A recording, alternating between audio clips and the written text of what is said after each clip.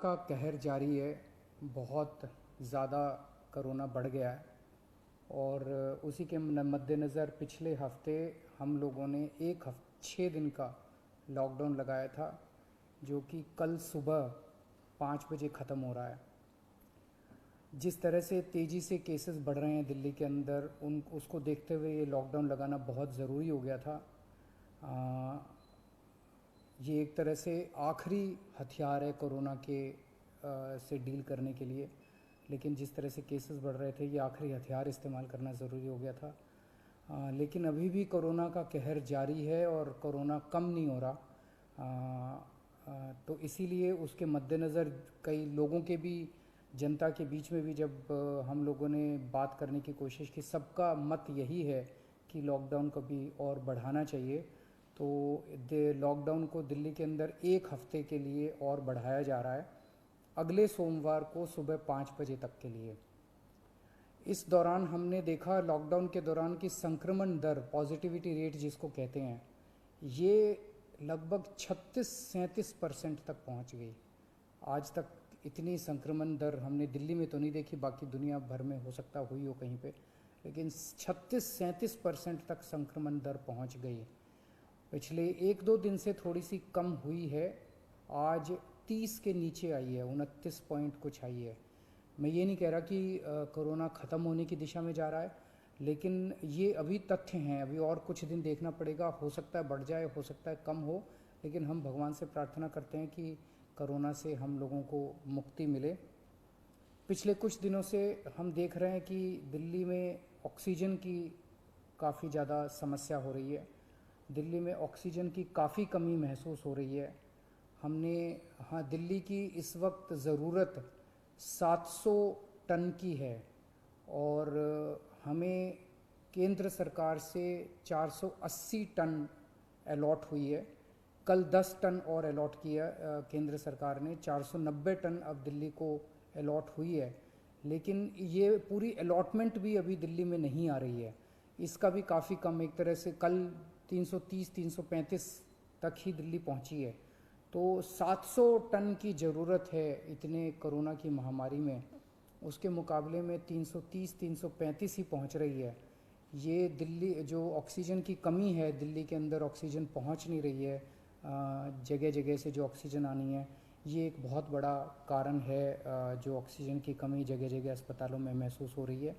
लेकिन हमारे ऑफिसर्स, हमारे सभी मंत्रीगण, हमारे सभी लोग रात रात भर पिछले कुछ दिनों में, जब से ऑक्सीजन की कमी हुई है, एक एक अस्पताल जहाँ जहाँ कमी है वहाँ सप्लायर से, मैन्युफैक्चरर से, ट्रक ड्राइवर से जो लेके आ रहा है उससे फ़ोन कर करके कोशिश कर रहे हैं कि समय पे अस्पताल में पहुँचे।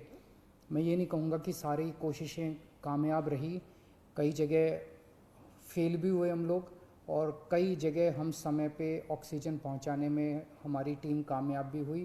तो सबसे पहले तो मैं उनको जो रात रात भर काम करके और अस्पतालों तक ऑक्सीजन पहुंचाने की जो लोग भी कोशिश कर रहे हैं, उन सबका मैं धन्यवाद करना चाहता हूं कि इतने मुश्किल समय में इतनी मेहनत कर रहे हैं। क्योंकि ऑक्सीजन इतनी इस वक्त कीमती है, इतनी कम है, तो उसका मैनेजमेंट करना बहुत ज़रूरी है।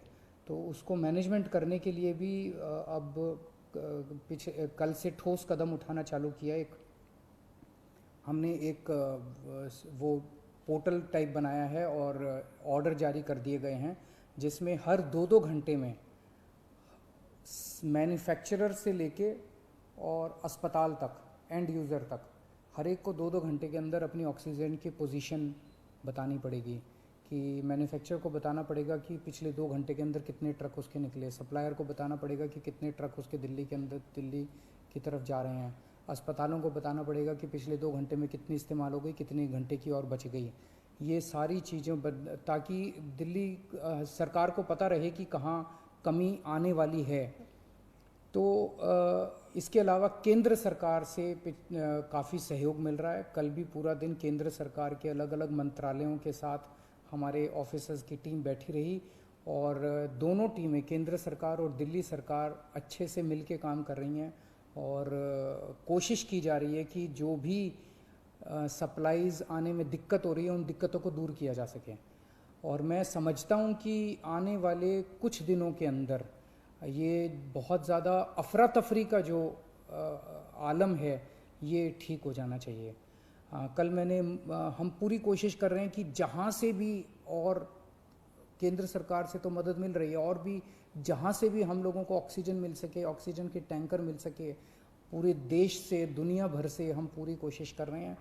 कल देश के सभी मुख्यमंत्रियों को मैंने चिट्ठी लिखी है कि अगर आपके यहाँ, आपके राज्य में, गवर्नमेंट में या किसी कंपनी में कोई ऑक्सीजन की पॉसिबिलिटी हो तो हमें ऑक्सीजन मुहैया कराइए, ऑक्सीजन टैंकर मुहैया कराइए।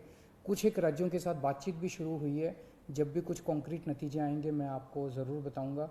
लेकिन बहुत ज़्यादा कठिन परिस्थिति है। इन कठिन परिस्थितियों के अंदर सब मिल के काम कर रहे हैं। मैं उम्मीद करता हूं कि ये जो इतनी बड़ी इमरजेंसी क्रिएट हो गई है, इससे हम लोगों को जल्द छुटकारा मिलेगा। बहुत बहुत शुक्रिया।